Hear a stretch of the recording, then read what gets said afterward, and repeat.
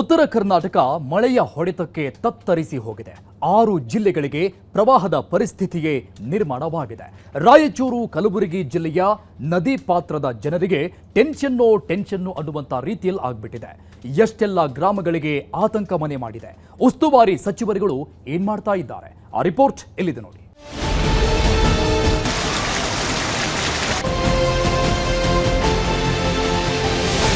ಮಳೆ ಅಂದ್ರೆ ಮಳೆ, ಭಾರೀ ಮಳೆ ಎಂದು ಊಹಿಸಿರದ ಮಳೆಗಿದು. ಈ ಮಳೆಗೆ ಉತ್ತರ ಕರ್ನಾಟಕ ತತ್ತರಿಸಿದೆ. ಆಗಬಾರದ ಅನಾಹುತ ಸೃಷ್ಟಿಯಾಗಿದೆ. ನೀರು ಪ್ರವಾಹದ ರೂಪ ತಾಳಿದೆ. ಈ ಪ್ರವಾಹಕ್ಕೆ ಒಂದಷ್ಟು ಗ್ರಾಮಗಳು ಕೊಚ್ಚಿ ಹೋಗಿವೆ. ಮತ್ತಷ್ಟು ಸ್ಥಳಗಳು ನೀರಲ್ಲಿ ಮುಳುಗಿ ಹೋಗಿವೆ. ಜಮೀನುಗಳಂತೂ ಕೆರೆಯಂತಾಗಿವೆ. ರಸ್ತೆಗಳು ಮುಳುಗಿ ಹೋಗಿವೆ. ಗ್ರಾಮಕ್ಕೆ ಸಂಪರ್ಕ ಕಲ್ಪಿಸೋ ದಾರಿಗಳು, ಸೇತುವೆಗಳ ಮೇಲೂ ನೀರು ತುಂಬಿಕೊಂಡಿದೆ. ಮನೆ, ಹೊಲ, ತೋಟಗಳಲ್ಲಿ ಎಲ್ಲ ಕಡೆ ನೀರು.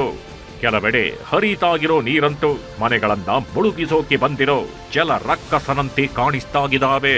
ಹಳ್ಳ ಕೊಳ್ಳಗಳು ತುಂಬಿ ಹರಿದು ಜನರನ್ನ ಸಂಕಷ್ಟಕ್ಕೆ ಸಿಲುಕಿಸ್ತಾಗಿದ್ದಾವೆ. ಒಟ್ನಲ್ಲಿ ಉತ್ತರ ಕರ್ನಾಟಕದ ಹಲವೆಡೆ ಈಗ ಆಗ್ತಾಗಿರೋದು ಜಲ ಪ್ರಳಯ.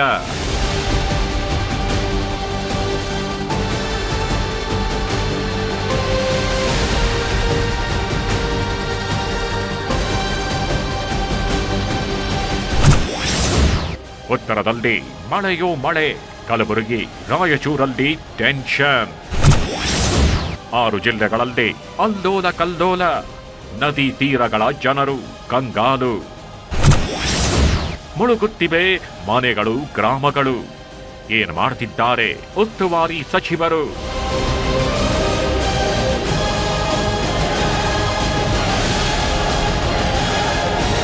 ಉತ್ತರ ಕರ್ನಾಟಕದಲ್ಲಿ ಮಳೆಯೋ ಮಳೆ. ಕೆಲವು ದಿನಗಳಿಂದ ಅಲ್ಲಿ ಸುರಿತಾ ಇರೋ ಮಳೆಗೆ ಜನರು ಬೆಚ್ಚಿ ಬೀಳ್ತಾಗಿದ್ದಾರೆ. ಇಷ್ಟು ದಿನ ಸ್ವಲ್ಪ ಸೈಲೆಂಟ್ ಆಗಿದ್ದ ವರುಣ ಈಗ ಮತ್ತೆ ರೌದ್ರಾವತಾರ ತೋರಿಸೋಕೆ ಮುಂದಾಗಿದ್ದಾನೆ. ವರುಣ ಫುಲ್ ಆಕ್ಟಿವ್ ಆಗಿದ್ದು ಅವಾಂತರಗಳ ಮೇಲೆ ಅವಾಂತರಗಳು ಸೃಷ್ಟಿ ಮಾಡ್ತಾನೇ ಇದ್ದಾನೆ. ಉತ್ತರ ಕರ್ನಾಟಕದ ಹಲವೆಡೆ ಯಾವುದೋ ದ್ವೇಷ ಇಟ್ಕೊಂಡಿರೋ ಹಾಗೆ ಮಳೆರಾಯ ಅಬ್ಬರಿಸ್ತಾಗಿದ್ದಾನೆ. ನದಿ, ಕೆರೆಗಳು, ಕೊಳ್ಳಗಳನ್ನು ತುಂಬಿ ಹರಿಸೋದು ಮಾತ್ರ ಅಲ್ಲದೆ ಅದೇ ನೀರನ್ನ ಜಮೀನಿನ ಹೊಲಗಳ ಮೇಲೆ ಹರಿಸಿ ಭಾರೀ ನಷ್ಟವನ್ನೇ ಸೃಷ್ಟಿಸಿದ್ದಾನೆ. ಮನೆಗಳು, ಊರುಗಳ ಮೇಲೆ ಹರಿಸಿ ಜನರ ಜೀವನವನ್ನು ಅಲ್ಲೋಲ ಕಲ್ಲೋಲ ಉಂಟು ಮಾಡ್ತಾಗಿದ್ದಾನೆ. ಜನರು ಜೀವನ ಮಾಡೋದಕ್ಕಾಗದೆ ಒದ್ದಾಡ್ತಾಗಿದ್ದಾರೆ.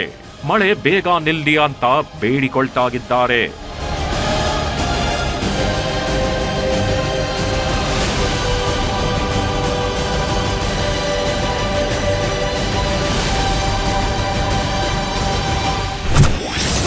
ಗ್ರಾಮಕ್ಕೆ ನುಗ್ಗಿದ ನೀರು. 100ಕ್ಕೂ ಹೆಚ್ಚು ಮನೆಗಳು ಜಲಾವೃತ.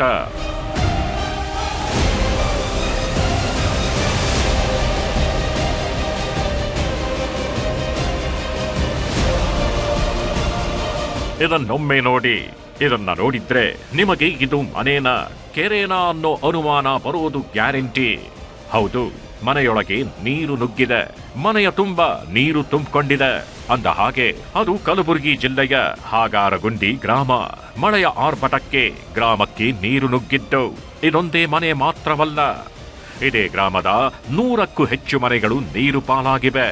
3 ದಿನಗಳಿಂದ ನೀರಲ್ಲೇ ಕಾಲ ಕಳೀತಾಗಿದ್ದಾರೆ ಗ್ರಾಮಸ್ಥರು. ಪ್ರತಿ ಬಾರಿ ಮಳೆ ಆದಾಗ್ಲೂ ಇದೇ ಪರಿಸ್ಥಿತಿ ನಿರ್ಮಾಣವಾಗುತ್ತೆ. ಇದಕ್ಕೆ ಶಾಶ್ವತ ಪರಿಹಾರ ಕಲ್ಪಿಸುವಂತೆ ಗ್ರಾಮಸ್ಥರು ಆಗ್ರಹಿಸ್ತಾಗಿದ್ದಾರೆ.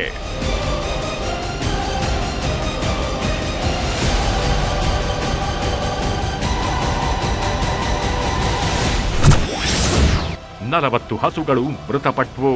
10 ಹಸುಗಳು ಕೊಚ್ಚಿ ಹೋದವು.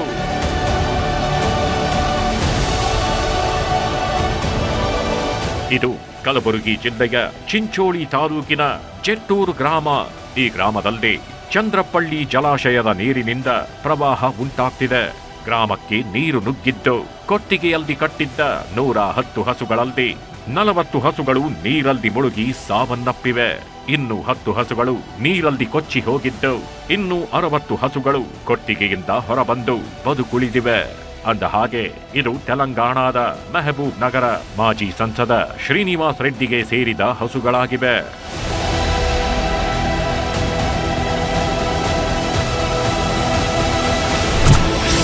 ಕಾಗಿಣ ನದಿ ಆರ್ಭಟ, ಸ್ವಾಮೀಜಿಗಳ ರಕ್ಷಣೆ. ಕಲಬುರಗಿಯಲ್ಲಿ ಭೀಮಾ ನದಿ ಆರ್ಭಟದ ಜೊತೆಗೆ ಕಾಗಿಣ ನದಿ ಕೂಡ ಅಬ್ಬರಿಸುತ್ತಿದೆ. ಶಹಬಾದ್ ಇಂಗಳಗಿ ಗ್ರಾಮದ ಮಧ್ಯೆ ಕಾಗಿಣ ನದಿ ಪ್ರವಾಹದಲ್ಲಿ ಸಿಲುಕಿದ್ದ ವಿಶ್ವರಾಧ್ಯ ತಪೋವನದ ಶ್ರೀ ಚಂದ್ರಶೇಖರ ಶರಣರನ್ನ ಗ್ರಾಮಸ್ಥರೇ ರಕ್ಷಿಸಿದ್ದಾರೆ. ಹೌದು, ಇಂಗಳಗಿ ಗ್ರಾಮದ ಜೊತೆ ತಪೋವನವನ್ನ ಕಾಗಿಣ ನದಿ ಆವರಿಸಿದ್ದು. ವಿಶ್ವರಾಧ್ಯ ತಪೋವನಕ್ಕೆ ನೀರು ನುಗ್ಗಿತ್ತು. ಈ ವೇಳೆ ಶ್ರೀ ಚಂದ್ರಶೇಖರ ಶರಣರು ನೀರಲ್ಲಿ ಸಿಲುಕಿದ್ರು.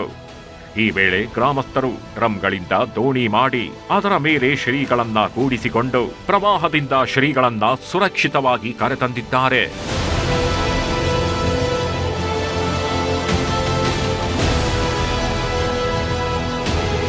ಕಾಗಿಣ ನದಿ ಅಬ್ಬರಕ್ಕೆ ಉತ್ತರಾದಿ ಮಠವು ಮುಳುಗಿದೆ. ಜಯತೀರ್ಥರ ಮೂಲ ವೃಂದಾವನದ ಉತ್ತರಾದಿ ಮಠವಾಗಿದ್ದು ಸಂಪೂರ್ಣವಾಗಿ ಉತ್ತರಾದಿ ಮಠವನ್ನು ನೀರು ಆವರಿಸಿದೆ.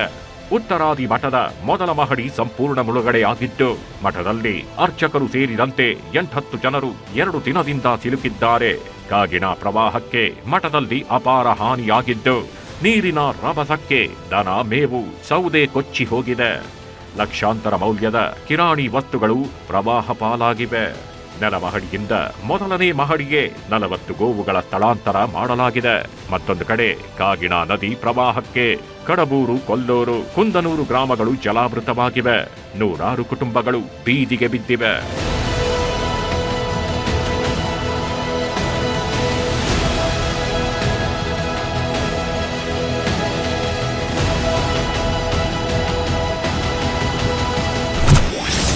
ಗ್ರಾಮಗಳಲ್ಲಿ ಅಲ್ಲೋಲ ಕಲ್ಲೋಲ. ಗ್ರಾಮಸ್ಥರು ಕಾಳಜಿ ಕೇಂದ್ರಕ್ಕೆ ಶಿಫ್ಟ್. ಮಳೆಯಿಂದ ಆಗಬಾರದ ಅನಾಹುತ ಆಗ್ತಾಗಿದೆ. ವಿಜಯಪುರದಲ್ಲಿ ಮಹಾ ಮಳೆಯ ಎಫೆಕ್ಟ್ನಿಂದಾಗಿ ಆಲಮೇಲ ತಾಲೂಕಿನಲ್ಲಿ ನೆರೆ ಪರಿಸ್ಥಿತಿ ನಿರ್ಮಾಣವಾಗಿದೆ. ಪ್ರವಾಹದಿಂದ ಹಲವು ಗ್ರಾಮಗಳು ಜಲಾವೃತವಾಗಿದ್ದು ಜನರನ್ನ ಕಾಳಜಿ ಕೇಂದ್ರಕ್ಕೆ ಶಿಫ್ಟ್ ಮಾಡಲಾಗುತ್ತಿದೆ. ಈ ವೇಳೆ ನಮಗೆ ಶಾಶ್ವತ ಪರಿಹಾರ ಒದಗಿಸಿ ಅಂತ ಗ್ರಾಮಸ್ಥರು ಆಗ್ರಹಿಸಿದ್ದಾರೆ. ಜನಪ್ರತಿನಿಧಿಗಳ ವಿರುದ್ಧ ಆಕ್ರೋಶ ಹೊರಹಾಕಿದ್ದಾರೆ.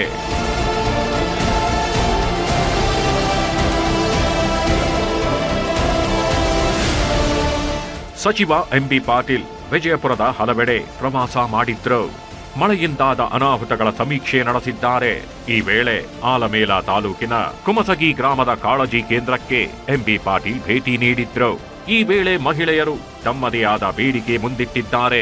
ಇದೇ ವೇಳೆ ರೈತರ ಹೊಲಗಳಿಗೆ ಭೇಟಿ ನೀಡಿದ್ದ ಎಂಬಿ ಪಾಟೀಲ್ ಹೊಲಗಳಿಗೆ ಆಗಿರೋ ಹಾನಿಯನ್ನ ಪರಿಶೀಲಿಸಿದ್ರು.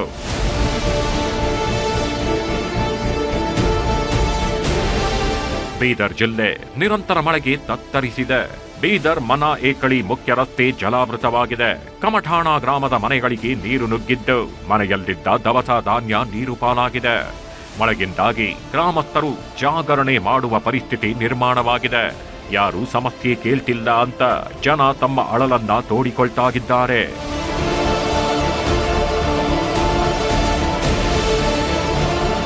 ಬೀದರ್ನ ಬಸವ ಕಲ್ಯಾಣ ಮಳೆಯಿಂದಾಗಿ ಕಂಗಾಲಾಗಿದೆ. ಬಸವ ಕಲ್ಯಾಣ ಖಾನಾಪುರ ಸಂಪರ್ಕ ಕಲ್ಪಿಸುವ ರಸ್ತೆ ಜಲಾವೃತವಾಗಿದೆ. ಪ್ರತಾಪುರ, ಖಾನಾಪುರ ಗ್ರಾಮಗಳ ಜಮೀನಿಗೆ ನೀರು ನುಗ್ಗಿದ್ದು ತ್ರಿಪುರಾಂತಕೆರೆ ನೀರಲ್ಲಿ ನಿಂತು ಡಿಕೆಶಿಗೆ ಮಳೆ ಹಾನಿ ವೀಕ್ಷಣೆಗೆ ಆಹ್ವಾನಿಸಿದ್ದಾರೆ ಶಾಸಕ ಶರಣು ಸಲಗ. ನಿಮಗೆ ಕೈ ಮುಗಿತೀನಿ, ಬನ್ನಿ ಉಪಮುಖ್ಯಮಂತ್ರಿಗಳೇ, ಬಸವ ಕಲ್ಯಾಣ ಸ್ಥಿತಿ ನೋಡಿ ಅಂತ ಶಾಸಕರು ಮನವಿ ಮಾಡಿಕೊಂಡಿದ್ದಾರೆ.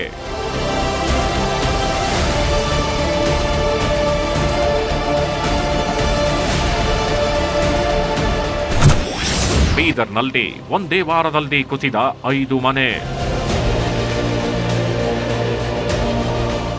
ಮಳೆ ಬೀದರ್ನಲ್ಲಿ ಅವಾಂತರಗಳನ್ನೇ ಸೃಷ್ಟಿಸ್ತಾಗಿದೆ.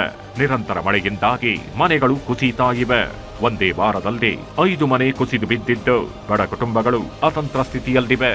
ಇನ್ನು ಕಾಳಜಿ ಕೇಂದ್ರ ತೆರೆಯದ ಕಾರಣಕ್ಕೆ ಕುಸಿದಿರೋ ಮತ್ತು ಕುಸಿಯೋ ಹಂತದಲ್ಲಿರೋ ಮುರುಕಲು ಮನೆಯಲ್ಲೇ ಜನ ವಾಸ ಮಾಡೋ ಪರಿಸ್ಥಿತಿ ನಿರ್ಮಾಣವಾಗಿದೆ.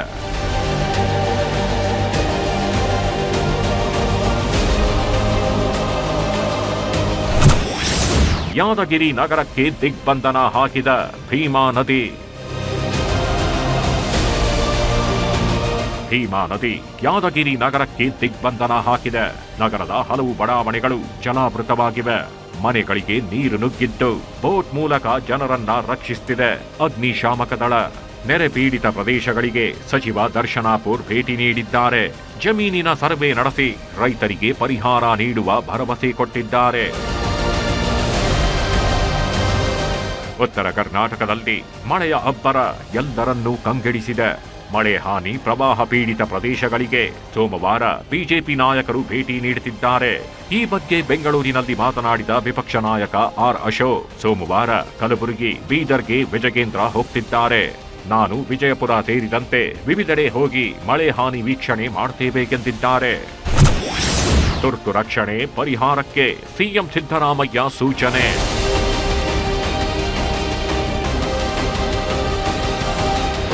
ಕೃಷ್ಣಾ ಮತ್ತು ಭೀಮಾ ನದಿ ತೀರದಲ್ಲಿ ಪ್ರವಾಹ ಸೃಷ್ಟಿಯಾಗಿದೆ. ಆ ಎರಡು ನದಿಗಳ ಅಬ್ಬರದಿಂದ ಜನರು ಬದುಕೋದೇ ಕಷ್ಟವಾಗ್ತಿದೆ. ಸಿಎಂ ಸಿದ್ದರಾಮಯ್ಯ ಫುಲ್ ಅಲರ್ಟ್ ಆಗಿದ್ದು, ರಾಜ್ಯ ಸರ್ಕಾರದ ಮುಖ್ಯ ಕಾರ್ಯದರ್ಶಿ ಶಾಲಿನಿ ರಜನೀಶ್ ಮತ್ತು ಕಂದಾಯ ಸಚಿವ ಕೃಷ್ಣ ಬೈರೇಗೌಡ ಜೊತೆಗೆ ಚರ್ಚಿಸಿದ್ದಾರೆ. ಇದರ ಜೊತೆ ಸಿಎಂ ಸಿದ್ದರಾಮಯ್ಯ ಕಲಬುರಗಿ ಜಿಲ್ಲಾಧಿಕಾರಿಗಳ ಜೊತೆ ಮಾತನಾಡಿದ್ದು, ತುರ್ತು ರಕ್ಷಣೆ ಮತ್ತು ಪರಿಹಾರಕ್ಕೆ ಸಿಎಂ ಸೂಚನೆ ನೀಡಿದ್ದಾರೆ.